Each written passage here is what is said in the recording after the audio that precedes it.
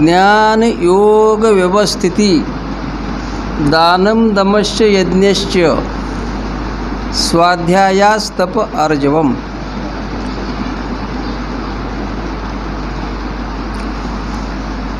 16व्या अध्यायामध्ये पहिल्या श्लोकाच्या द्वारे, तसं तर प्रारंभीच्या तिन्ही श्लोकामध्ये दैवी संपत्तीचं विवरण म्हणजे भगवान परमात्मा दैवी संपत्तीची ओळख करून देत आहेत. अर्जुनाचं निमित्त केलं आहे आणि ह्या विश्वातल्या असंख्य श्रोते भाविकांना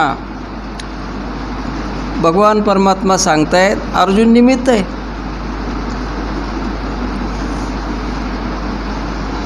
सेवेला आरंभ करण्यापूर्वी आनंदानं उल्लेख करावा वाटतो. आपल्या या भक्तिमान भंडारी गावामध्ये सकळ ग्रामस्थाच्या वतीने आणि परिसरामध्ये होऊन गेलेले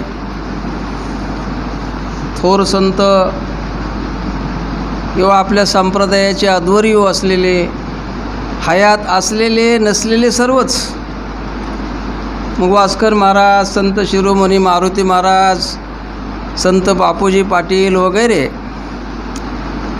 त्यांच्यापासूनची इथपर्यंत इथे सुद्धा संत होऊन गेलेले आहेत की भगवान रुक्मिणी पांडुरंगांच्या समोर त्यांची प्रतिमा आहे. ही तशी संतभूमीच आहे. या सकळ संतांच्या कृपेवरून गेल्या 23 वर्षापासून ज्ञानेश्वरी पारायण अखंड हरिनाम सप्त्याचा सोहळा चालत आलेला आहे आणि हा आज ह्या सोहळ्याचा 3रा दिवस आहे. या सोहळ्यामध्ये महत्त्वाची सेवा करतायत म्हणजे व्यासपीठाची सेवा. हरिभक्त परायण काकासाहेब मुडवे आहेत, त्यांना सहकार्य करणारे काही वाचक आहेत. हरिभक्त परायण ज्याने खरं 23 वर्षापासून ती तप कडेला आणले. खरं तर ते दादा मगाशी बोलताना म्हणाले मला, हरिभक्त परायण आदरणीय आमचे, त्यांना ते समोर काही स्तुती करणं आवडणार नाही असे, पण वास्तव आहे हो. काही गोष्टी केल्याच पाहिजे, असं बोललंच पाहिजे. आमचे आदरणीय हरिभक्त परायण कदम साहेब, का बरं त्यांचा उल्लेख करतो?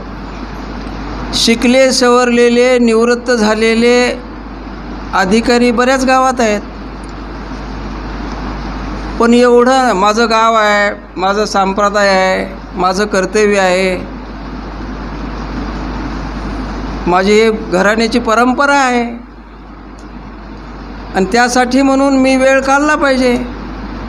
झोकून देऊन ते पूर्ण इथं मुक्काम करून हे सोहळ्याचं सगळं पाठपुरावा करतात. त्यांना सहकार्य करणारे बी आहेत, भरपूर आहेत, तुम्ही कमी नाहीत बरं का. सत्यकर्मा व्हावे साह्य घातलिया भय नरका जाणे, ते आम्हाला संपर्क करतात म्हणून समोर दिसतात. बरं, त्यांच्या पाठीमागेही भरपूर आहेत, सगळे चांगले आहेत बरं का. संत सभाचा वारसा, चांगल्या संप्रदायाचा भक्तीचा वारसा आपल्याला लाभला आहे, चांगली गोष्ट आहे. परंतु माणूस जो जन्माला येतो आहे काही कर्तव्य घेऊन येत असतो, पण ते मनुष्य पण यायला पाहिजे. नुसता जन्मला आहे आणि तो माणूस आहे असं नाही. आकारानं नक्की आहे माणूस, तो विचारानं भक्तिभावानं व्हायला पाहिजे. ते होतोय कशानं? माणसानं सुद्धा ही जसं आपल्या घर प्रपंचामधली जी संपत्ती आहे त्या संपत्तीसाठी किती माणूस रात्रंदिन धडपड करतोय. ती संपत्ती महत्त्वाची नाही आहे. मनुष्याचं जीवन अपूर्ण आहे ते पूर्णत्वाला जाण्यासाठी, अर्थात जीवन सार्थ होण्यासाठी, कृतार्थ होण्यासाठी आणि परमार्थ सिद्धीला जाण्यासाठी काही भांडवल लागतं. भांडवल बाजारात जायचं आहे ना, तर रिकाम्या हातानं जावं नाही, बाजार होणार नाही.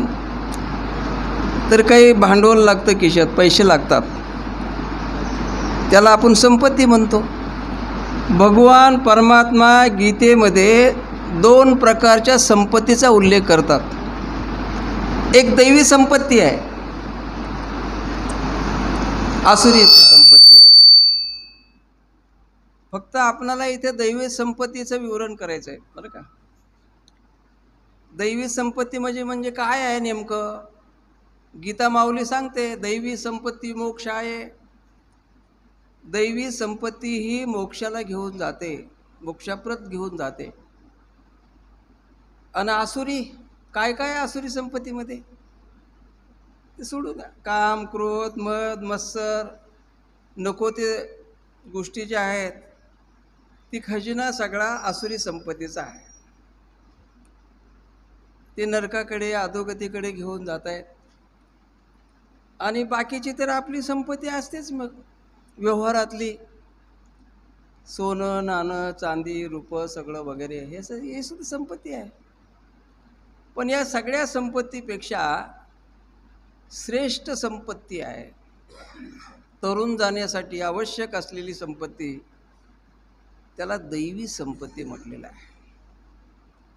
जसं कालच्या कीर्तनामध्ये महाराजांनी दैवी, देव माझा माझा मी देवाचा, किंवा आपला ते देव एक करून घ्यावा, देव त्याचीच आहे, त्याला मान्य असलेली, मंजूर असलेली, आम्ही दैवाचे ज्यावेळा आपण म्हणतो ना, तर या संपत्तीच्यामुळं, या संपत्तीची साठवण केल्यामुळं, या संपत्तीचाच आम्ही मालक झाल्यामुळं देवसुद्धा न बोलवता आपल्याकडे येतो आहे. नाही, आपणच देव होतो. बघा ना. तर या पहिल्या श्लोकामध्ये ते दैवी संपत्तीची ओळख करून देताना भगवान परमात्मा काय म्हणतात बघा. अभयम सत्व संशुद्धी ज्ञान योग व्यवस्थिती. आता हे बऱ्याच जणांना वाटत असेल यांनी वेगळा श्लोक घेतलाय, हे कधी कळायचं? काही बऱ्याच गोष्टी आहेत, आयुष्य आपणाला पुरणार नाही, एवढं भांडार आहे. आज ज्ञानेश्वरीमध्ये, गीतेमध्ये आहे, विविध ग्रंथामध्ये आहे, घेण्यासारखं खूप आहे. पण काही गोष्टी आम्हाला माहिती नाही आहेत, त्या माहिती झाल्या पाहिजे की नाही. रामायणामध्ये पोथी वाचत असताना काही अध्याय असेच आहेत, अध्यात्माचे आहेत. 11व्या अध्यायामध्ये ते स्वरूपाचं वर्णन आहे, प्रभू रामचंद्राच्या जन्माचं वर्णन. कुणाला वाचता येतं आहे, वाचता आलं तरी कुणाला अर्थ करता येतो का? आणि अर्थही तेवढा खोलातून, अध्यात्मातून सांगायला तर डोक्यावून जातं. मग घ्या वाचून, घ्या वाचून. अरे मग केव्हा कळावं? कळणे आवश्यक आहे. म्हणून इथे भगवान परमात्मा अर्जुनाच्या निमित्तानं सांगतात. अर्जुन काही कच्च्या गुरूचा चेला आहे का? सगळं अवगत झालेलं आहे त्याला. ज्ञान, विज्ञान हे सगळं विज्ञान बरं का. अध्यात्म आणि विज्ञान काही वेगळं नाही, एकमेकाला पूरक येते. जसं 9व्या अध्यायामध्ये सांगितलं, ज्ञान विज्ञान सहितम यज्ञात्वा मोक्षशे शुभात. होय, तेही मोक्षाकडे घेऊन जात.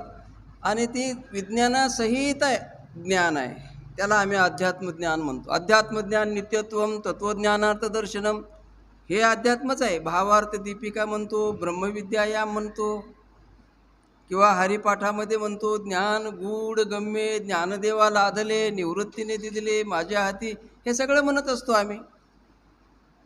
पण प्रवृत्तीवर निवृत्तीवर गेल्यावर मग ते प्राप्त होतं. आम्ही थोडं बदललं पाहिजे. वृत्ती ही आमची अशी सुधारली पाहिजे की परमार्थ अनुकूल झाली पाहिजे. तर मग हे ज्ञान, जसं म्हणलंय ना, माऊलीने बोट दाखवलंय की हे ते ज्ञान पैगा बर्वे मनी आती आणावे, म्हणले की नाही. ते श्रेष्ठ आहे, बरवा आहे आणि आणखीन चांगला आहे. म्हणजे कोणचं आहे? परमात्म्याचंच आहे हो, त्यालाच अध्यात्म असं म्हणलंय.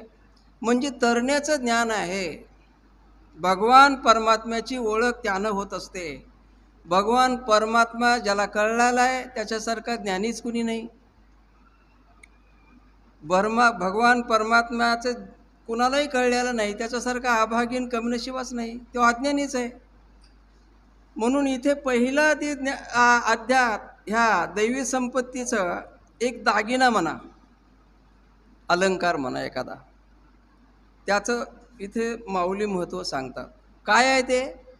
तर अभयम, म्हणजे भयमुक्त राहणं. बघा, आम्ही हे व्रत घेतले, कधी अंधतेने घेतलेलेच नाही. ही जी 108 तुळशीच्या काष्टाचे मण्याची माळा आम्ही जी धारण गळ्यात घातली आहे, ही काही कपाळावरचा टिळा आणि गळ्यातला माळा शोभा आहे का हो? एक एक मणीसुद्धा आम्हाला जाणीव करून देतोय. त्याच वेळेस लबाड बोलणार नाही, कुणाचं थोडंसंही मी उनं चिंतणार नाही, व्यवहारात कुठेही वेगळं वाकडं पाऊल पडणार नाही. आमचं जीवनसुद्धा एक चाकुरीत आहे, म्हणून ती दीक्षा आहे ना. जसं एक काही लोक सांगत असतात मंगळसूत्र आहे म्हणले, जसं एक पतीच्या नावानं घातलेलं असतंय आणि ते जपलेलं असते बरं का. कुंकू कपाळाला लावलेलं असतंय पतीच्या नावानं, ती आयुष्यभर जपत असते ना. परमार्थिक जीवनसुद्धा चाकुरीतच आहे, त्यालाही बंधन आहेत ना. मग ह्या गोष्टी त्याच्याकडे असल्या पाहिजेत. सुखी होतोय तर तो भयमुक्त झाला पाहिजे. सुखी होतोय ना, कशानं होत असेल ना, त्याची भीती गेली पाहिजे. भीती आहे. आता जगाच्या पाठीवर एकही माणूस सापडेल का, एकही जीव सापडेल का असा की ज्याला कसलंच भय नाही? भयमुक्त कोण आहे? म्हणून साधू संतांनी अभयाचं दान मागितले बघा. अभयाचे दान, ते आम्हाला पाहिजे. का? भय सुधरू देत नाही माणसाला. आतलं भय एक आहे आणि बाहेरची भीती एक आहे, भौतिकाची बरं का. पाऊस पडायला लागला, विजा चमकायला लागल्या, आभाळामध्ये गर्जना उठली आणि काही माणसं तरी कडकडा विजाचा, अरे बाबा वीज अंगावर पडेल, बाहेरची भीती आहे. झाड वाऱ्यानं अंगावर पडेल, ती भीती आहे. चोरसुद्धा लुटतील, सर्प चावल, ही बाहेरची भीतीच आहे. आतली सुद्धा एक भीती असते बरं का माणसाला. आणि सर्वात मोठी भीती कोणची आहे? ती सगळ्यालाच आहे, मृत्यूचं भय आहे बरं. सहज विचारा तुम्ही, एखाद्या माणसाला थोडासा आजार आला आणि का हो एवढ्या मोठ्या दवाखान्यात गेलो, पहा महाराज मरावं का मग, जगावं लागेल. म्हणजे मृत्यूची भीती आहे, मृत्यू येऊ नये म्हणून हा माणूस किती खटाटोप करतो बघा. सहज विचारलं, हा अन्नमय प्राण आहे ना, तर अन्नमय प्राण असल्यावर जेवायची वेळ टळून गेली. अरे मग आता कशाला जेवता, वेळ टळून गेले, रात्री जेवा. काय महाराज मरावं का म्हणे. म्हणजे मृत्यू येऊ नये हे सगळ्याला वाटतं, मरण येऊ नये होतं. मरणासारखं दुःखदायक जगात काय आहे? भयानक आहे सगळं. म्हणून काय म्हटलंय, अभय झालं पाहिजे, म्हणजे भयमुक्त झालं पाहिजे माणसाला. सगळ्याला भीती आहे. श्रीमंत माणसाला दारिद्र्याची, गरिबीची भीती असते, आहे की नाही. शत्रूची भीती असते, बऱ्याच गोष्टी आहेत. एखादा स्वरूपवान आहे, त्याला कुरूपाची भीती असते, भयंकर आहे. म्हणजे नको त्या गोष्टी आपल्याला येऊ नये, आपल्याकडे येऊ नये, त्याच्यातच माणसाला बरं वाटायला लागतं. म्हणजे ती भीती कायमची दडलेली आहे. आयुष्यामध्ये असे दिवस मोजून ठेवा बरं. एकही दिवशी आम्हाला कशाची चिंता नव्हती बाबा, कशाची भीती वाटली नाही बाबा, असं काही दिवस गेले का हो आयुष्यभर?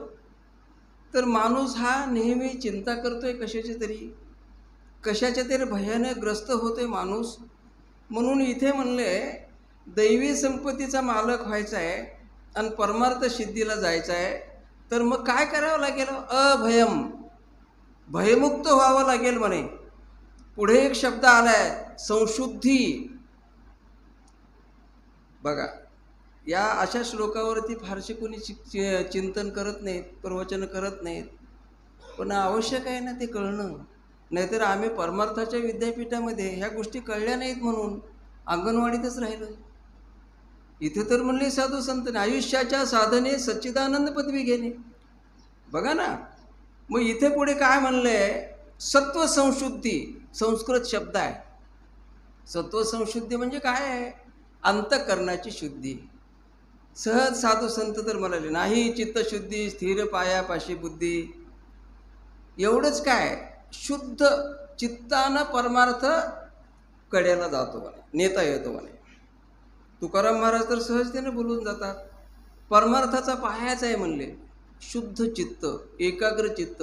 म्हणजे ठाईच बैसुनी करायक चित्त, आवडी अनंत आळवावा, न लगे सायास जावे वनांतरा, आणि सुखे येतो घरा नारायण. किती सोपं आहे. कलियुगामध्ये माणसाला अल्प आयुष्य असल्यामुळे परमेश्वर प्राप्तीसाठी सोपं साधन सांगितले. फार कुठे जायची गरज नाही. हाडाचं मणी करणारे, हजारो वर्ष तपश्चर्या करणारे, रक्ताचं पाणी होईपर्यंत ऋषी मुनी हजारो वर्ष दीर्घ आयुष्य होतं त्यांना ते परमेश्वराचा थांग लागला नाही. पण इथं कलियुगामध्ये किती सोपं आहे. कलियुगी उद्धार हरीच्या नामे. सोपं इथे एक चित्त करायला सांगितलं फक्त आम्हाला, एकाग्र. ते होतच नाही की. बघा ना तुम्ही, हे सगळं आम्ही करतो. आमच्या अंतःकरणामधल्या या गोष्टीशिवाय अन्य गोष्टी ज्याला आम्ही विकार म्हणतो, दोष म्हणतो, सहा शत्रू म्हणतो आम्ही, ते जर आम्ही तिथे झोपलेले असले तर आणि मग भजन पूजन आम्ही सगळं करत असू. 1400 वर्ष तपश्चर्या करणारा चांगदेव देखील कोराच राहिलेला आहे. काय कारण असेल? त्याला एक अहंकार होता म्हणून तो निगुरी राहिला होता. मोप होता. चांग याचा अर्थ तो चांगला होता, सुंदर होता, आणि विद्याभ्यासामध्ये तो गाडा पंडित होता. त्याचा हातखंडा मोठा होता, आणि म्हणून त्याचा हात धरणारा कुणी, त्याला एक गर्व असा होता की माझ्यासारखा या भूमंडळी मला शोभेल असा गुरुच मिळाला नाही कुणी. एखादी मुक्ताबाई सुद्धा त्याची झाक काढते. अरे अरे अरे अरे चांग्या, इतके वर्ष तू कोराच राहिला का रे? ते कोरा कागद बघून तो विषय वेगळा आहे. पण एखादा दोष अंतःकरणामध्ये असेल, एखादा विकार 6 शत्रूपैकी, काम क्रोध मद मत्सरापैकी एखादा जर असेल ना, तर ते अंतःकरणाची शुद्धी होतच नाही. मग आम्ही सगळे केलेलं काय होतं आहे? जेवढं चांगलं केळतो ते मागं लयाला जातं, मात्र होऊन जातं. गोष्ट खरी आहे. आणि म्हणून इथे अंतःकरणाची शुद्धी झाली पाहिजे म्हणे. त्याला संशुद्धी हे शब्द वापरलाय. अंतःकरण म्हणजे काय हो? आता काही ग्रंथामध्ये अंतःकरण चतुष्टय असं म्हटलंय. 4 प्रकाराचं, 4 वस्तूचं एकत्रित मिळून अंतःकरण आहे म्हणे. कोणत्या वस्तू आहेत त्या? तर त्याला मन, बुद्धी, चित्त, अहंकार या 4हीचं मिळून अंतःकरण होत असतं बरं का. मनानं काय करायला पाहिजे?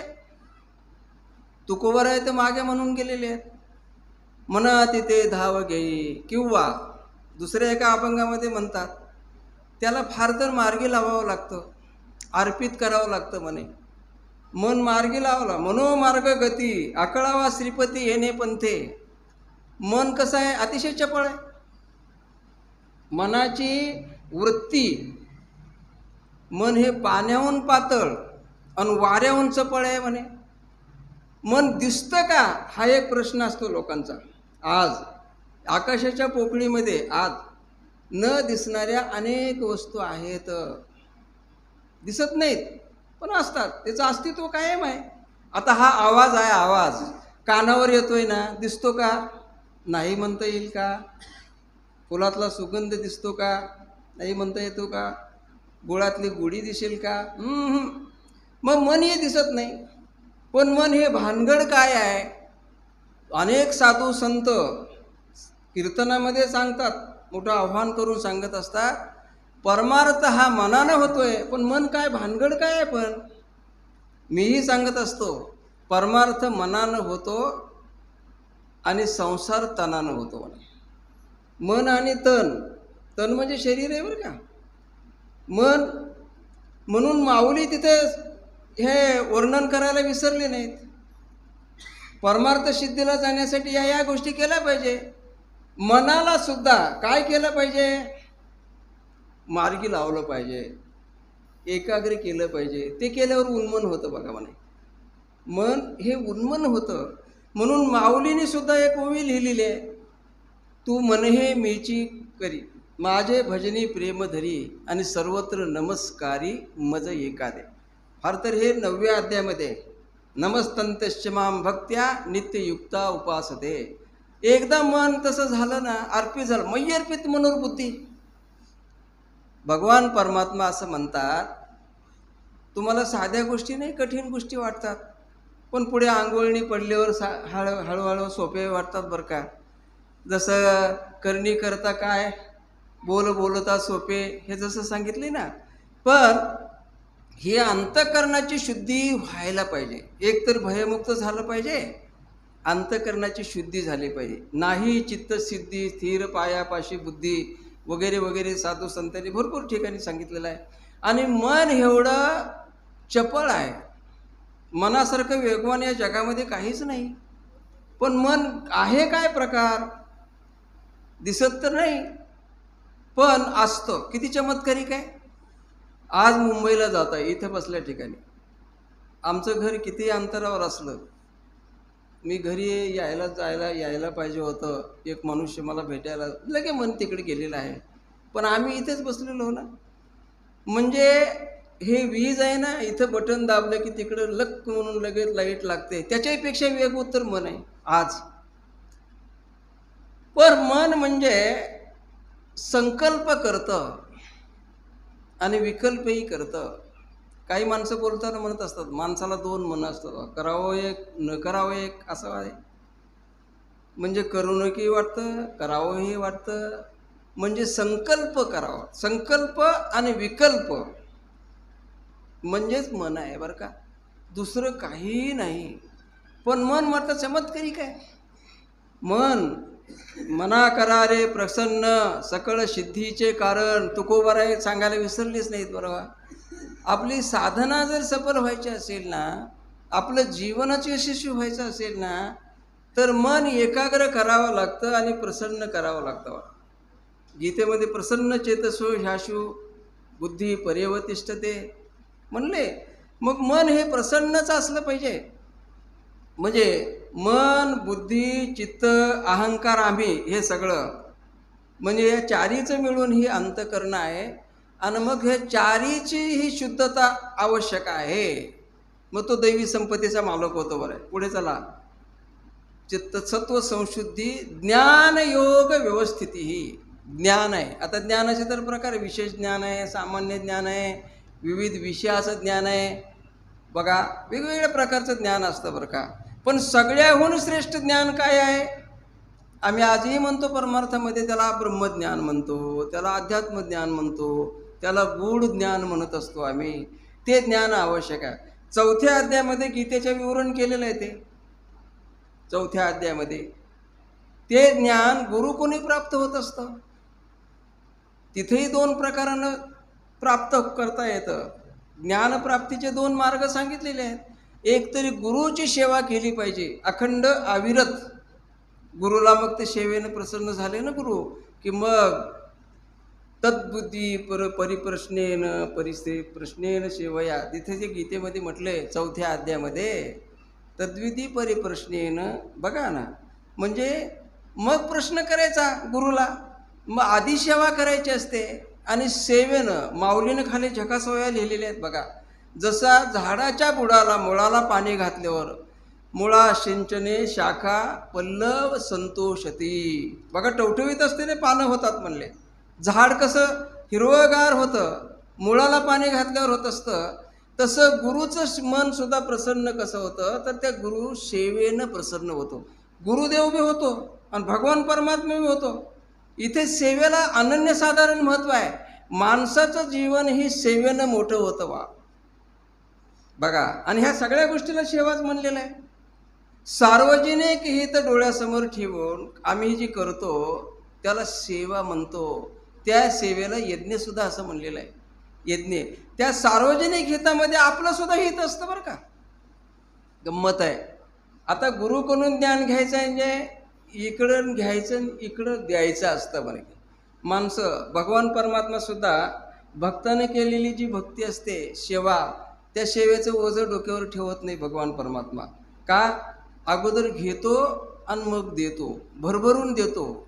एकपटीनं जर घेतलं तर त्याची परतफेड अनंत पटीनं करत असतो. हे तसंच गुरुसुद्धा आहे ना. गुरुनंही कुणाकडून तर शिकलेलं असतं बघा. आणि तेच गुरु महात्मे आपल्या शिष्याला ते देत असतात, भरवत असतात बरं का. मग एका बाजूनं म्हटलंय की गुरुच्या सेवेमधून गुरुला प्रसन्न करून घेऊन मग गुरु ज्ञानाचा प्रसाद देत असतात. त्याच अध्यायामध्ये दुसरे एका श्लोकात काय म्हणले? श्रद्धावान लभते ज्ञानम तत्पर संयतेंद्रिया. संयतेंद्रिय झालं पाहिजे म्हणे आणि मात्र श्रद्धा असले पाहिजे. श्रद्धा भाव नसेल तर परमार्थ तर कुठं होतो? सिद्धीला जातो का? जातच नाही. ज्ञानाची सुद्धा प्राप्ती श्रद्धा भावानंच होत असते बरं का. म्हणजे आपण एकचित्त झालं पाहिजे, भाव आपला एकाग्र झाला पाहिजे बरं का म्हणे. आणि मग प्रत्येकाला असं कळलं पाहिजे. ते कळतं कशावरून? हे ज्ञान झाल्यावर. ज्ञान झाल्या की ज्ञानानं कळतं आणि बोध झालं की वळतं म्हणे. बोध होण्याची आवश्यकता आहे म्हणून ज्ञान झालं पाहिजे. आज ज्ञान नसेल तर मनुष्य अज्ञानासारखं कसं फरफटलेलं जीवन असतं बरं का. बरीच माणसं आहेत आयुष्यानं मोठी असतात, दिसायला शरीरबळानं मोठी असतात, पण ज्ञान नसेल तर ते कुचकामीच आहे. एक तुम्हाला गंमत सांगतो. शास्त्री बुवाचा मुलगा आणि एक शेतकऱ्याचा मुलगा एका वर्गात शिकत होते. एके दिवशी सहज गेले, मोठ्या नदीवर गेले आणि ती नदी मोठी. उत्तर भारतामध्ये बघा 1-1 किलोमीटर त्याचं पात्र रुंद आहे, इतक्या नद्या मोठ्या आहेत. मग त्या बोटी ह्याच्यातून नावावरतून जावं लागतं पलीकडं. हे दोघेही चाललेले आहेत आणि त्या नावेमधून चाललेले आहेत. ते नावाडे असणारा नाव चालवतोय. ह्या दोघांच्या गप्पा होत्या. कशा होत्या त्या गप्पा? तर हा काय म्हणतोय, शास्त्री बुवाचा पोरगा त्या शेतकऱ्याच्या पोराला म्हणतोय, गड्या दोस्ता, आणि तू वेद शिकलास का रे? तर ते म्हणतो, अरे बाबा आमच्या बाप जर मी माहीत नाही वेद कशाला म्हणतात ते कशाला शिकायचं हो म्हणे. अरे तुझं 25% आयुष्य वाया गेलं म्हणे. आणि मग म्हणलं पुढे झाला थोडे की मग तू शास्त्र शिकलास का रे? 6 शास्त्र आहेत म्हणले. अरे बाबा ते कुठलं अजून आम्हाला काय कळतं रे म्हणे. गेलं म्हणे. मग अर्धा आयुष्य तुझं वाया गेलं म्हणे. आता पुढे तू चालल्यावर जाता जाता बघा, आणि मग म्हणतो तू 4 वेद आहेत म्हणे, ते तिथं गेले शिकलाच नाहीस म्हणे. 6 शास्त्रही शिकलं नाहीस.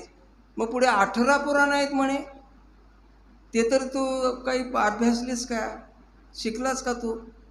तर तो दोस्त म्हणतो, अरे बाबा काय सांगायलाच रे, आम्हाला कुठं आमच्या नशिबातच नाही म्हणजे शिक्षण, आम्ही दुर्दैवी आहेत म्हणे.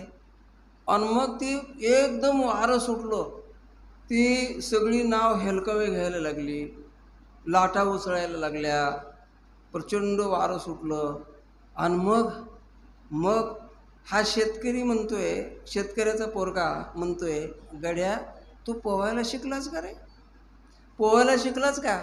बघा हे पुस्तकी ज्ञान बी तिथे, हे शिक्षण तर आवश्यक आहेच आहे, पण बाकीच्या सुद्धा गोष्टी. आज श्रीमंताची लेकरं शहरामध्ये पैसे देऊन पोहायला लावतात तिथे. मी बघितलंय सुद्धा बरं का. कोण दिवस येईल कैसा, नाही देहाचा भरवसा. म्हणून घेतलेलं शिक्षण कधी वाया जात नसतं बरं का. अरे मग सुद्धा सगळंच आयुष्य वाया गेलं म्हणे. आत्ता जरी इथे नाव उलटली पडलो, मी तरुण निघन पोहून निघन म्हणे, आणि तू पोहायला शिकलाच नाही, मग तुझ्या त्या बाकीच्या ह्या शास्त्रान वेद शिकण्याला काय अर्थ आहे म्हणले तुझ्या? तसंच आहे सध्या. म्हणजे आम्हाला जे शिकायला पाहिजे ते आम्ही शिकलो नाही, जे करायला पाहिजे ते आम्ही करतच नाही. बघा, आता थोडंसं आता मुळातला आम्ही विचार केला पाहिजे. आज आम्ही किती भाग्यवान होतो. एके ठिकाणी संत तर म्हणून गेले, भाग्यवंत म्हणू जया शरण गेले पंढरीराया. तुकाराम महाराजासारखे म्हणतात, आमच्यासारखे भाग्यवान आम्हीच आहोत. देवाचे सुद्धा भाग्यात नाही म्हणे, काय नाही भाग्यामध्ये त्यांच्या. अरे स्वर्गात राहणारी देवसुद्धा मृत्यूलोकामध्ये यावं, इथं राहावं, मनुष्य म्हणून इथं शरीर धारण करावं आणि इथे भक्तीचा आनंद लुटावा, भक्तीचं सुख अनुभवावं, पण त्याच्या भाग्यामध्ये नाही. स्वर्गात देव इच्छा करतात, हे लोकेचा देहे देव इच्छिता ते पाहे. मग तुकाराम महाराज म्हणतात, धन्य आम्ही जन्म आलो, दास विठोबाचे झालो. होय, मग तुकाराम महाराज म्हणतायत, काय या जगामध्ये सर्वात मौल्यवान काय असेल बरं? काय मौल्यवान आहे म्हणून आम्ही भाग्यवान आहोत? काय मौल्यवान आहे जगामध्ये, सृष्टीमध्ये, ज्याची पैशानं कशानेच किंमत होत नाही, ते अनमोल आहे, म्हणजे मनुष्य शरीर आहे. हे मनुष्य शरीर दुर्लभ शरीर आयुष्य, याचा करू नये नाश, दास म्हणे सावकास विवेक पाहावा. तुकाराम महाराज दुसऱ्या एका अभंगामध्ये म्हणतात, शरीर उत्तम चांगुले, शरीर सुखाचे घोसुले. होय, हे शरीर उत्तम आहे आणि चांगलं आहे. दुसऱ्या एका अभंगामध्ये आणखीन वर्णन करतात की हे शरीर कृमी कीटकाचं माहेर आहे, ते रोगाचं भांडार आहे. गंमत आहे बरं का. याचा जर सदुपयोग केला तर याच्यासारखं मौल्यवान काहीच नाही. याचा जर दुरुपयोग, पण आम्हाला कळलेलंच नाही. या शरीर काय खावं, कसं बोलावं, काय करावं, आम्ही या चांगल्या गोष्टीला बगलच दिलेली आहे. त्यामुळे आमचं नेमकं काय होतं आहे, एवढं उत्तम देवाला सुद्धा मिळालेलं शरीर नाही, पण ह्या शरीराचं आम्हाला महत्त्व कळलेलं नाही, आम्ही मात्र करायला लागलो. साधी गोष्ट आहे ना. एक शेळी आहे, एका वस्तूला खातच नाही, गाय खात नाही, बैल खात नाही, आणि मनुष्य मात्र ती तंबाखू खातोय, मात्र करतोय. आता समर्थन आम्ही असं करायला लागलो का महाराज? अहो आम्हाला आवश्यक आहे म्हणते. का? डॉक्टरांनी सांगितलंय म्हणे तंबाखू खाल्ल्यावर दात टिकतात म्हणे. आता तंबाखू खाणाऱ्याची पडलीच नाहीत का? म्हणून इथे करू नये ते बरं का निषिद्ध आहे. निषिद्ध जे करू नये, नको ते बोलू नये, नको ते अपेय असं ते पिऊ नये, अखाद्य अभक्षण करू नये, ह्या सगळ्या गोष्टी जर शास्त्रानं आम्हाला सांगितल्या असल्या तरी तिकडे आमचं लक्षच नाही म्हणे. मग शरीर तर एवढं चांगलं आहे, एवढं उत्तम आहे, मग या शरीराला एवढा अधिकार का दिला? तर भगवान परमात्म्याची प्राप्ती याच शरीरानं करता येते. बघा, बाकी कुण्या शरीरानं करता येतच नाही. एवढा अधिकार दिला नारायणे. बघा, म्हणजे ह्या शरीरानं हे शरीर दिलंय म्हणूनच माणसाला महात्मा होता येतं, या माणसाला संत होता येतं, या माणसाला भगवंत पदापर्यंत जाता येतं, कवी होता येतं, गवई होता येतं, शेतकरी होता येतं, वारकरी होता येतं, धारकरी होता येतं. या शरीराचं सगळे आहे ना. हे शरीर दिलंच नसतं. आणि दुसरी एक गोष्ट आहे, या शरीराला या शरीरात गुणधर्म अधिक आहेत, पण दिले बरं का.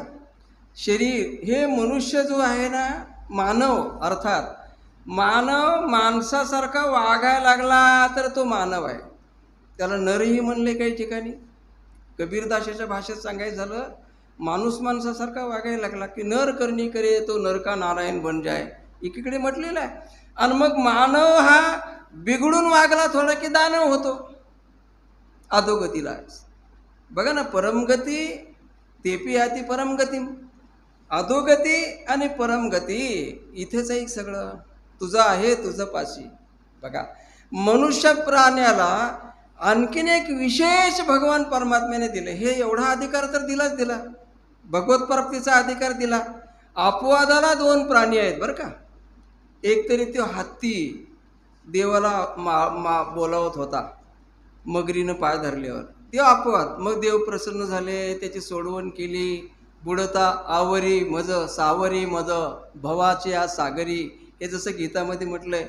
आणि दुसरं एक जटायू, मरताना का होईना भगवान प्रभू रामचंद्राची त्याला गाठ पडली किंवा अशी एका अपवादाला थोडी काही पशु पक्षी आहेत, नाहीतर नाही.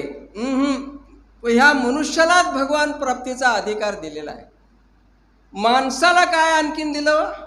असे जगामध्ये प्राणी किती आहेत की त्या माणसाला, अनेक प्राण्याला हात बी नाहीत, अनेक प्राण्याला ऐकूसुद्धा येत नाही, अनेक प्राण्याला पाय नाहीत. सर्पाला उरग म्हणले, उरानं सरकतो. त्याला काय शाप झालाय, ते सूर्यानं वरी त्याचे जाळून टाकले. पंख बी होते म्हणे पूर्वी आणि पाय बी होते. भागवतामध्ये ते वर्णन आहे. त्याचे ते खोड आहे, त्याचं दुष्कर्मच त्याला ते भोवलेलं आहे. असू द्या, परंतु माणसाला काय आणखीन दिलं? वाचा दिलेली आहे. बघा, इतर प्राण्याला नाही. ते माणसापेक्षाही गुणी प्राणी काही आहेत. खरंच गुणीवान प्राणी. काही प्राण्याकून सुद्धा माणसाने शिकण्यासारखं आहे. माणसामध्ये आहे, पण त्याचा विसर पडलेला आहे. माणसामध्ये आहे, काय स्वीकारावं, काय स्मरावं, काय विसरावं, हे काही माणसाला कळलेलंच नाही. आणि म्हणून कुत्रा मांजर एखादा पाळलेला जर असेल, फार प्रेम करतात बरं का. प्राणीसुद्धा मालकाला धोक्याच्या प्रसंगी इतके साथ देतात, वाचवतात देखील, पण त्याला वाचा नाही हो. त्याला भावना व्यक्त करता येत नाहीत, त्याला सांगता येत नाही, एवढंच आहे. नाहीतर कळतंय भरपूर आहे. आज मनुष्य दुष्ट जरी असला, वागायला दुर्जन जरी असला, तरी अरे आमच्या गावामध्ये सप्ताह आहे बाबा, आम्ही त्या काही गोष्टी नको त्या गोष्टीचं पथ्य पाळले म्हणले. आम्ही नाही, मंदिराच्या समोरून जाताना सुद्धा आम्ही चपला घालून जात नाही. हे पावित्र्य आम्हाला जपावं लागतं. हे त्याच्या हृदयाच्या कोपऱ्यामध्ये कुठंतरी चांगल्या गोष्टी असतात. एखादा कुत्रा इथून चाललेला आहे, नाही त्याला कळणार इथे सप्ताह चालू आहे, गेल्या 23 वर्षापासून चालू आहे. ही परंपरा किती उज्ज्वल आहे बरं का. होय. आणि आता नाथ महाराजांच्या भाषेमध्ये जर सांगायचं झालं तर शिंगण शिपूट नसलेल्या पशुला सुद्धा काही आकली नाही, तर ते असं आहेत अजून. चांगल्या या गोष्टीचा गंध कुठे आहे त्यांना? नाही. तर सांगायचं तात्पर्य आहे, कुत्रा समोरून चालल्या, त्या कुत्र्याला बोलवलं, अरे या ना, इथं कसलं प्रवचन चाललेलं आहे, कसला सप्ताह आहे, वा, त्याला काहीही कळणार नाही किंवा दुष्ट प्रवृत्तीचा माणूस असला कळेल त्याला. विरोधक जरी असला, आमचं ते जमणार नाही, ठीक आहे, सप्ताह आम्हाला माहिती आहे, एवढं त्याला माहितीच होतंय. पण असू द्या, म्हणजे या सगळ्या गोष्टी ज्ञानानं कळतात. पण इथे काय म्हणले शास्त्रामध्ये, सर्वाहून श्रेष्ठ असलं तरी अध्यात्म ज्ञान श्रेष्ठ आहे बरं का. ते तरण्याचं ज्ञान आहे. ज्ञान ही मनुष्याला मुक्त करतं आणि अज्ञान हे बंधनात माणसाला पाळतं. म्हणून ते ज्ञान आवश्यक आहे. ज्ञानम दमश्य यज्ञश्य, हे सगळे दैवी संपत्तीचे प्रकार आहेत. हे सगळं आम्ही अंगीकृत केलं पाहिजे. ज्ञान झालं की तरले तरती हा भरवसा आहे. माऊली ज्ञानदेवाला 21 वर्षामध्ये अवघ्या अल्प आयुष्यामध्ये केवढा साठवण करता आले हो. बघा ना तुम्ही, ब्रह्मांडामध्ये असलेलं सगळं पिंडामध्ये अनुभवता आलं आणि इथे सगळं वर्णन करून ठेवलं आहे. एका ओवीवरती आम्ही त्याचे खीस पाडायला लागलो, त्यावर शास्त्रज्ञ झाले, आम्ही प्रबंध लिहायला लागलो, PhD करायला लागलो.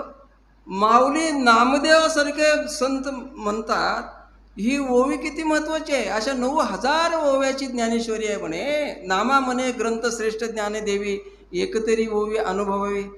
त्याच अभंगामध्ये ते म्हणतायत, आणि इथे भाव महत्त्वाचा आहे बरं का. किती वाचले, कसं वाचले, त्याला महत्त्व नाही म्हणे. तिथे भाव कसा होता, अवस्था कशी होती.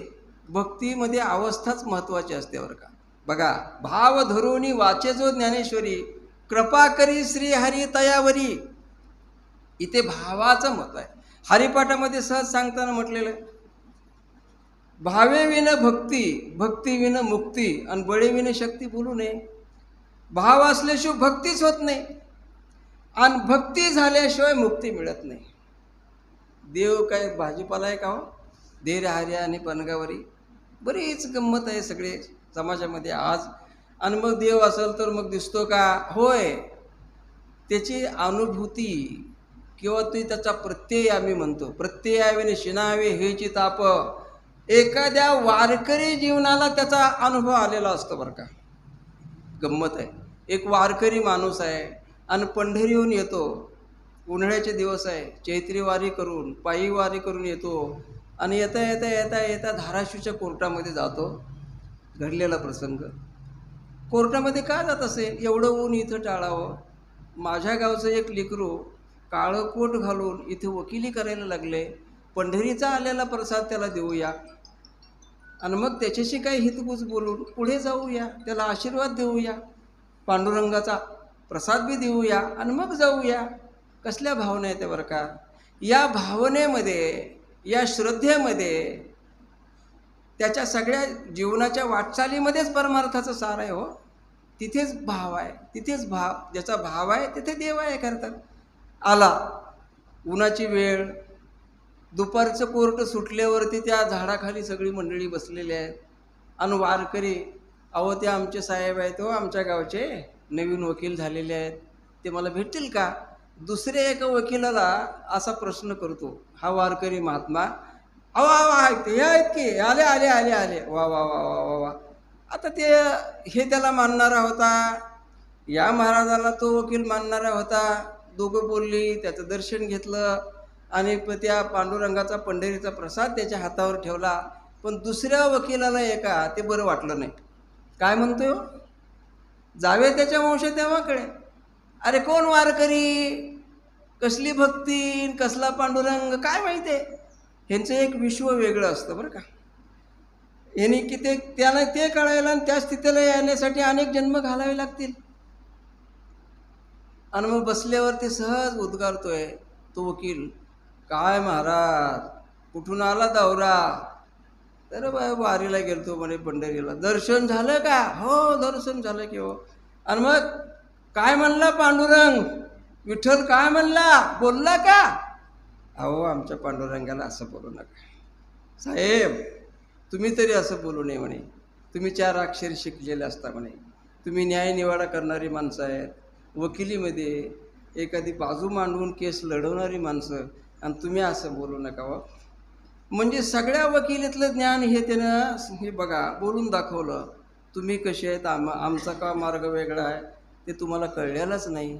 आणि आमच्या पांडुरंगाला, अरे जगन मिथ्या, ब्रह्मसत्य आहे, सगळ्या जगाचा आधार आहे, जगाची गती स्थिती असलेला भगवान परमात्मा आहे, 8वा अवतार आहे म्हणे तो, आणि त्याला तुम्ही नावं ठेवता? नाही. अहो तसं म्हणू नका महाराज म्हणजे, तसं म्हणू नका. तुम्हाला दिसला का? तुम्हाला बोलला का? दिसला असेल तर आम्हाला दाखवा की. वारे वकील, काही वकिलाला शिंगसुद्धा फुटलेली असतात. तुम्ही मला म्हणता शिंग कशी काय फुटले? गर्वाची म्हणतोय मी, गर्वाची. असू द्या. आणि तो वकील काय म्हणतो, मग तुम्हाला दिसला म्हणल्यावर आम्हाला दाखवा की. मग ठीक आहे, तुम्हाला खरंच अंतःकरणापासून पाहायचं आहे का? दिसेल ना. देव श्रद्धेनं भावानं दिसतो म्हणे. हो, अनुभवाला येत असतो बरं का म्हणे. तसं तर जगामध्ये सगळा तो विस्तारलेला आहे. समम सर्वेषु भूतेषु, बास विष्णुमय जग, वैष्णवांचा धर्म, भेदाभेद ब्रह्म मंगळ. ज्याची दृष्टी जे विष्णुमय झालेली आहे त्याला जग सगळं विष्णुमय दिसतं म्हणे. तसं हे सगळं जग आहे. वासुदेव महाराज म्हणले आम्हाला दाखवता का? तर तो महाराज म्हणतायत की काय हरकत नाही, तुम्हाला पाहायचंच असेल ना तर मग या गोष्टी कराव्या लागतात तुम्हाला. बघा, वारकरी सुद्धा LLB झालेल्या वकिलाला जिंकू शकतो. ठीक आहे, तुम्हाला बघायचं आहे ना, मग हे मी म्हणतोय तसं अगोदर तुम्हाला ते करावं लागेल. काय, तुमच्या नावाने जमीन किती आहे? तर 25 एकर आहे म्हणे. तुम्हाला स्वतंत्र मालकीचं घर आहे का? हो, घर बी आहे की. बरं, मग आणखीन काय? तुमच्या नावानं काही बँकेत पैसे आहेत का खात्यावर? हो आहेत की. ते खात्यावरले पैसे तुमच्या मालकीचं जे काही बंगला बांधलाय म्हणतात ते, आणि ही जमीन माझ्या नावानं करा, लगेच देव दिसेल म्हणे. बंद बसलं का? असलं देव दाखवून. मग देव काय बाजारचा भाजीपाला नाही रे. अनंत जन्म घालावे लागतील देवाला पाहण्यासाठी. एका गोपाळ म्हणून त्या हरिपाठामध्ये हरी विजय ग्रंथामध्ये सुद्धा अशीच एक कथा आहे. ते द्वैत समजणारा त्याला काय कसली समता आणि कसलं अद्वैत आणि कसलं द्वैत काहीच कळत नसतं. फक्त नोकरी पगाराची गाठ घालून सेवा करणारी भरपूर आहेत. त्या आश्रमकाळी त्या काळात सुद्धा तसेच होते. एक गोपाळ म्हणून ज्या वेळेस होता, अतिशय लहान पोरगं होतं. त्याचे वडील वारलेले होते आणि सगळे आईच त्याचं पालन करायचे. आणि मग आश्रमशाळा लांब होती गावापासून दूर अंतरावर झाडवनामध्ये. आणि मग एक दिवशी त्या गोपाळनं हट्ट धरला, मला अवघड आहे म्हणले, तिकडून येताना अंधार होतो, इकडून जातानाही म्हणले मला जाणं शक्य नाही, माझे सगळे मित्रमंडळ त्याचे घरचे लोक शाळेत पाठवता येतात, मला कसं जाता येते, नाही मी जाणार. हट्ट धरला. बाल हट्ट, स्त्री हट्ट, राजहट्ट अनिवार्य असतात बरं का. बाळानं हट्ट धरला आईला, आई मी शाळेत जाणार नाही, नाहीतर मला पाठवायची व्यवस्था कर, शाळेत पोचवायची व्यवस्था कर. आई काय, आईचा सुद्धा अधिकार एवढा होता भगवान परमात्म्याला बोलवावं आणि तो हाकेला ओ देऊन यावा. अरे त्याला बोलवण्याचा अधिकार, अरे त्यानं आपल्यासाठी काही करावं असं वाटत असेल तर आपण त्याच्यासाठी आधी काही केलं पाहिजे. निसर्गाचाच नियम आहे. भगवान परमात्मा आपला व्हावा असं वाटत होतं. जसं म्हणले आपला तो एक देव करुणी घ्यावा, उगी नाही म्हणलं आपला आहे, पण अज्ञान सुद्धा आहे. जो आपला आहे त्याला लोक आपलं म्हणतच नाहीत. गंमत आहे. आपलं नाही त्याला आपलं म्हणतो, हे फार मोठं अज्ञान आहे. दुसरं एक आश्चर्य आहे जगामध्ये, 10वं आश्चर्य आहे. मी नेहमी सांगत असतो, मनुष्य जन्माला आलाय तो मरणारच आहे, पण मृत्यू विसरून वाटचाल जीवन जगतोय म्हणे. बघा ना, आज मृत्यूच्या उंबरठ्यावर अखेरचे क्षण मोजायला गेला सुद्धा मरण विसरून जीवन जगतोय. हे आश्चर्य नाही का? पण चांगली गोष्ट आहे बरं का. पण तुकाराम महाराजासारखे मरणाला सुद्धा भीत नाही. तिथे जे शब्द वापरला होता ना, अभय, मरणाला सुद्धा घाबरत नाही ते सुद्धा. आपुलिया मरण पाहिले मी डोळा, तो झाला सोहळा अनुपम्य. एवढं काय, काळावर सुद्धा त्यांचा धाक आहे. काळ सुद्धा घाबरतो. तुकाराम तुकाराम काळ कापे ये म्हणले की नाही, अभंगामध्ये सुद्धा आहे. किंवा कीर्तनाचे नटनाचे व्यवसाय नासले प्रायश्चिताचे, नामच नाही पापाचे ऐसे केले. इथं हरिकीर्तन होत असेल ना, कसं होत असेल बरं, तन्मयतादाकार होऊन, वेळ किती गेला कळणार नाही, भावनाभावित होऊन. मग त्या अर्थानंच भगवान परमात्म्याने इथे अर्जुनाला सांगितलेलं असावं, तुला तसंच करावं लागेल बघ म्हणे. यत करोशी यदस्नासी यज्जुहुषु ददाशी यत तपस्येशी कौंतेय तत्पुरुषो मदर्पणम. असू द्या, ते गोपाळ जो होता ना, त्याची आई त्याला म्हणते, अरे आपल्याकडे कोणच नाही की रे, मी तर दुसरीकडे रोजानं काटक्या वेचायला, शेण्या वेचायला, लोकाच्यात खुरपायला जाते म्हणे, आणि मग आपली चूल चलते की रे. आता तुला शाळेत म्हणल्यावर माझं सगळं बुडेल काम. नाही, मला जायचंच आहे. बाल हट्ट आहे. पुरवणारा सुद्धा भगवान परमात्माचा असतो का नाही? हो, निश्चय. ज्या भक्त जीवनामध्ये निश्चय असेल ना, अशा अंतःकरणापासून जर बोलावलं तर भगवान हाकेला ओ देऊन प्रगट होतच असतो म्हणे. गंमत आहे. आई काय म्हणते, बरं मग तुला असं कर म्हणले, तुझी व्यवस्था लगेच केली. समज काय, गावाच्या बाहेर जायचं, विशीच्या बाहेर पडायचं आणि कोणी नसतानाच हाक मारायची म्हणे. गोपा काय म्हणून हाक मारायचे, तर भगवान परमात्म्याच्या नावानं हाक मारायचे म्हणे. हाक्याला ओवर देऊन येतो म्हणे, येतो म्हणे लगेचच. आणि खरंच किंवा एका हाक्यातच प्रकट झाला तिथे म्हणे. तर खांद्यावर घोंगडी आहे, हातात काठी आहे, तो भगवान परमात्मा. अरे तुझ्या आईनं सांगितलंय ना तुला सोडायला शाळेत जायला? हो, मलाही सांगितलंय म्हणे. चल, रोज तो सोडायचं काम करतो. शाळा सुटल्यावर लगेच तिथं प्रगट व्हायचा. चल, लगेच गावाकडे पोचवायचं काम करतो. अहो, भक्तांसाठी देव काय काय करत नाही. अगा माझ्या भक्ता, काय संसाराची चिंता की समर्थाची कांता, कोरांना मागे. पण आपण त्याच्यासाठी काही केलं पाहिजे तर तो आपल्यासाठी करत असतो. आता पुढचा भाग मी सांगत नाही, पण भगवान परमात्म्याची सेवा भक्ती थोडी जर आम्ही केली, पण भगवान परमात्मा मात्र त्या भक्तीचं ओझं डोक्यावर ठेवत नाही. त्याचा स्वभाव फार चांगला आहे. बघा, 4थ्या अध्यायामध्ये त्यांनी वर्णन स्वतःच सांगितले. स्वमुखे आपण सांगतचे विष्णू, गीता हा प्रश्न अर्जुनासी, यदा यदा ही धर्मस्य ग्लानिर्भवती भारत. अरे भगवान परमात्मा युगायुगाच्या ठिकाणी वेगवेगळ्या कुळात वेगवेगळ्या नावानं जो अवताराला आलाय, म्हणजे सुखाचा सोहळा भोगण्यासाठी आलाय का? राम झाला अयोध्येमध्ये दशरथाच्या पोटी, वनवास भोगला का नाही? पाची पांडवा कारण देव हिंडे रानो रान. गंमत आहे, परित्राण आहे साधूना विनाशायचे दुष्कृतम. अरे देवाला अवतार घ्यावा लागला, बघा ना कशासाठी? निसर्गाचा समतोल ठेवायचा आहे, साधू सज्जनांचं रक्षण करायचं आहे, चांगलं वाढवायचं आहे, एवढ्यासाठी आहे. त्या भगवान परमात्म्याचा अवतारच त्याच्यासाठी आहे. अवतार कार्याचं ते ब्रीद आहे. इथं सुद्धा जी सांगितलं ना, पांडवासाठी मी आहे, आणि घडलं सगळं. आणि द्रौपदीनं काय केलं होतं? वनवासाला गेली, ते सगळं केलं. आणि पण त्या सगळ्या पांडवाला सहकार्य करणारा, त्याच्या अडचणी निवारण करणारा कोण होता? पाची पांडवा कारण देव हिंडे रानोरान. आणि मग एके दिवशी तर असा प्रकार झाला होता, नारद बोलत होते सगळीकडे, प्रत्येकाच्या घरात जात होते म्हणे भगवान परमात्मा. अरे भगवान परमात्म्याची कृष्णाची एक बोटातून रक्त येत आहे म्हणे, बोट कापलेलं आहे. स्वाभाविक आहे, जखम माणसाला होत असते काहीतरी, पण लीला करतो भगवान परमात्मासुद्धा. खरी भक्ती कोणाकडे आहे त्याचा शोध घेत असतो, परीक्षा करत असतो. तसं नारद सगळीकडे फिरत होते. ते बोट बांधायला एखादं चिंदी मिळेल का, कपडा मिळेल का. 16,108 बायका होत्या. भगवान परमात्म्याच्या प्रत्येक घराला जात होतं नारद, पळत जायचे. अरे बोट कापलंय, देवाचं बोट कापलंय, एखादी बघा चिंदी. आणि काय गंमत आहे, सगळ्या घरात चिरकुटच मिळत नव्हतं. आता काय करावं? ही साडी आहे पण लय भारी आहे म्हणले, ती कशी फाडावी? अरे साडीची किंमत करते तो प्रपंच आहे, आणि देहाची किंमत करतो या अध्यात्म आहे म्हणे, दुसरं काहीच नाही गंमत आहे. अरे अशा सही सलामी तो पगडी 50. अरे हे देह आहे, देहासाठी साडी आहे का साड्यासाठी देह आहे? कपडा देहासाठी आहे का कपड्यासाठी देह आहे? हे आम्हाला कळलं पाहिजे. गंमत आहे.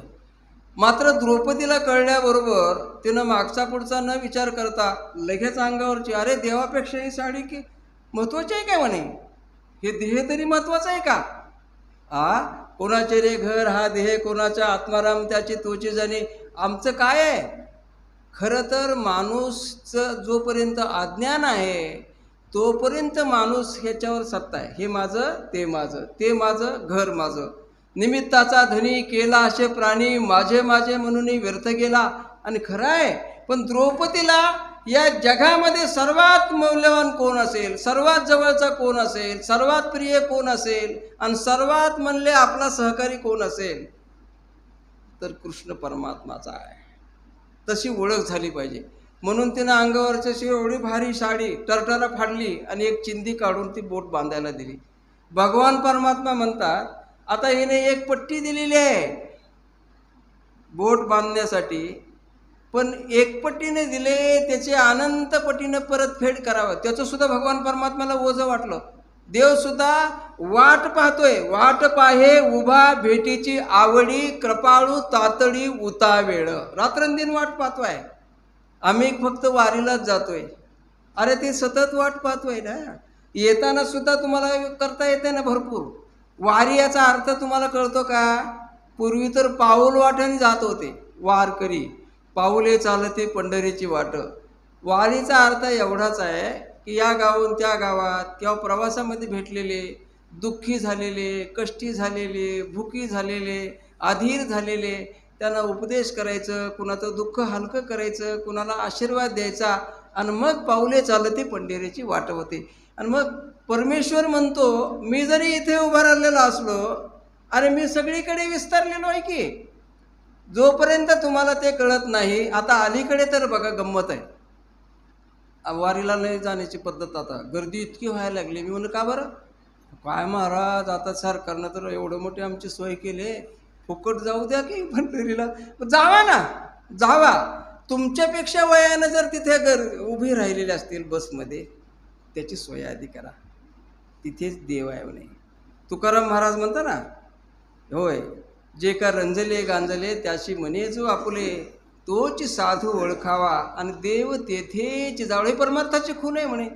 अरे दटिंगून आम्ही जातो तिथे, शाळेतली तर ती कॉलेजचे काय म्हणता माणसाला, अरे बाई माणूस आहे, कोणी आजारी आहे, त्याला बसू द्या. अरे ती खरी सेवा आहे ही. तू विष्णूची महापूजा अनुभव नाही तुझ्या? सगळं परमार्थ घरी बसून होतोय. तुकाराम महाराज म्हणतात वारीला माझा विरोध अजिबात नाही, ही परमार्थाचं एक अंग आहे. वारी केलीच पाहिजे, एकादशीचे पारणं उपवास केलाच पाहिजे बरं का, नित्यनियम तर केलाच पाहिजे माणसानं. पण त्याशिवाय ही माणसाला काय, ही एक दृष्टी आली पाहिजे. काय? आपल्या कर्तव्य कर्मे इशू भजावा, कर्तव्याने घडतो माणूस, इथे जे म्हटलेलं आहे ना, ह्या सगळ्या गोष्टी अंगीकृत केल्या ना, दानम दमश्य यज्ञश्य.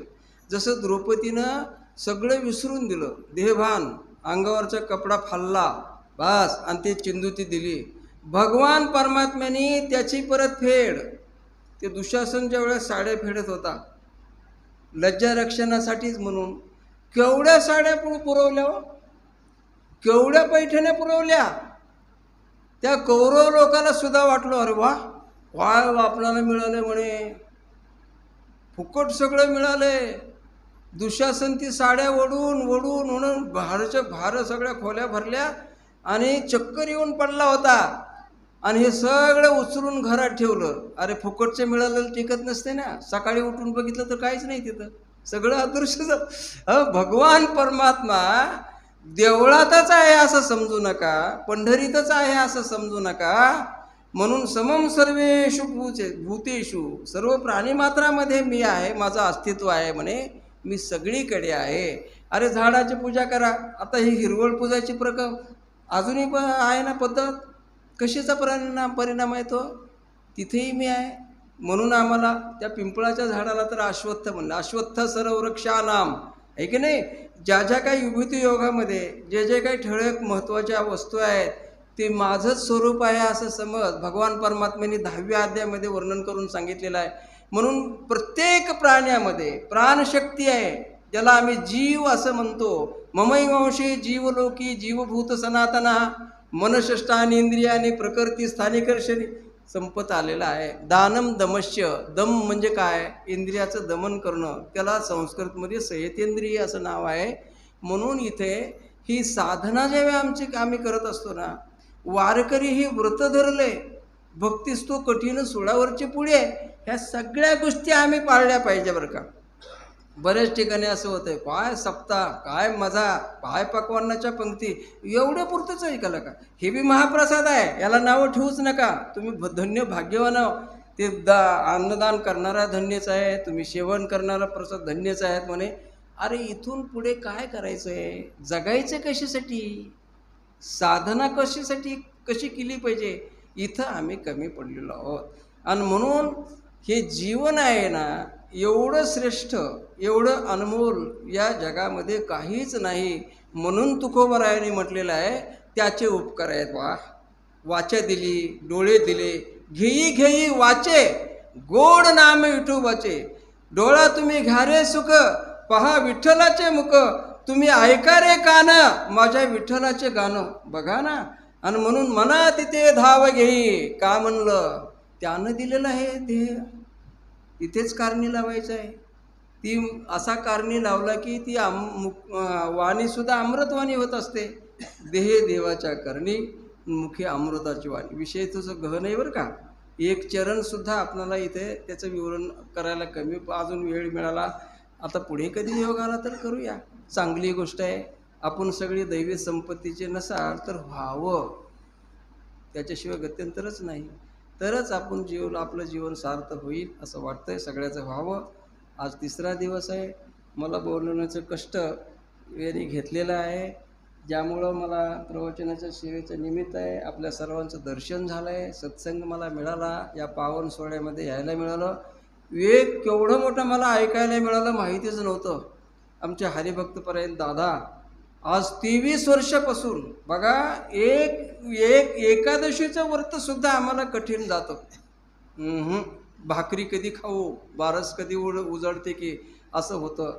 पण ते म्हणतायत आम्ही सगळे फराळ करून 23 वर्ष इथपर्यंत मी आलोय बघा. महाराज म्हणले आता ही तू विष्णूची महापूजा, अनुभव नाही तुझा, भक्ती यालाच म्हणावं, श्रेष्ठ साधना यालाच म्हणावं.